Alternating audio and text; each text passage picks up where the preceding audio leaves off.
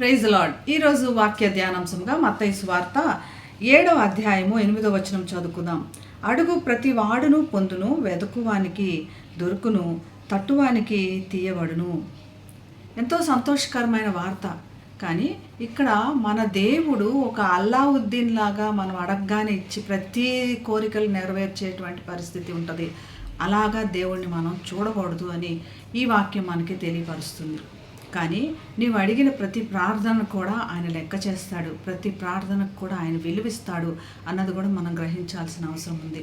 మనం అడిగినప్పుడు ఒక మనిషిని ఎందుకు అడుగుతామంటే ఆ మనిషి దగ్గర నుంచి తప్పకుండా మనకి ఫలం వస్తుంది, మనకు ఆన్సర్ వస్తుంది అన్నటువంటి నమ్మికతో అడుగుతాం. కాబట్టి దేవుని మీద మనం ప్రేమ వ్యక్తం చేస్తాం.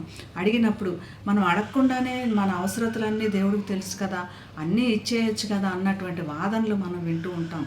మనకేది అవసరమైనది మనం గ్రహించి ఆయన్ని అడిగినప్పుడు మొదట మన గ్రహింపు మనకు అర్థమవుతుంది. రెండవది మన దేవుని ప్రేమించి ఆయన ఇవ్వగలిగిన వాడు కాబట్టి ఆయన చేతుల వైపు చూచి ఆయన గణపరిచిన వారం అవుతాము. మరి వెదకు వారికి దొరుకుతాం. మనము అడిగిన వెంటనే మనకి ఇస్తానన్నాడు. వెతికిన ఎడల దొరుకుతాము అంటున్నాడు.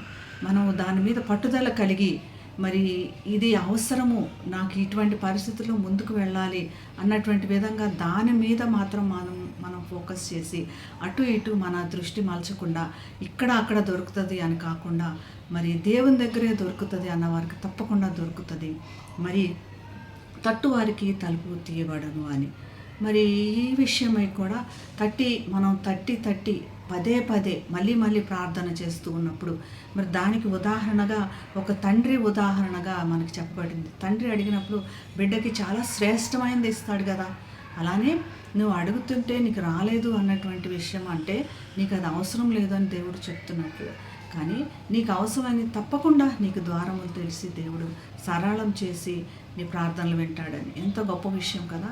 దేవుని స్తుతించి కనపరిచి ఈ వాక్యం ఎత్తి మన అవసరతలన్నీ మన ప్రార్థనలన్నిటికీ జవాబు పొందుకుందాం.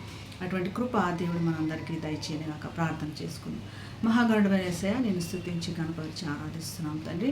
మరి ఈ ఉదయకాల సమయంలో అడుగుడి మీకు ఇవ్వబడును, వెదకుడి మీకు దొరుకును, తట్టుడి మీకు తీయబడును అని చెప్తున్నట్లుగా మాకు ఇచ్చినటువంటి గొప్ప భాగ్యం బట్టి నీకు కృతజ్ఞతలు తండ్రి. అలానే మా ప్రతి ప్రార్థనలకు కూడా జవాబు పొందుకొని నీ యందు మేము మహిమ పొందినట్లుగా, నీ యందు మేము ఆనందించినట్టు కృప చూపించమని యేసు నామమున ప్రార్థిస్తున్నాం తండ్రి. ఆమేన్. Have a blessed day. God bless you.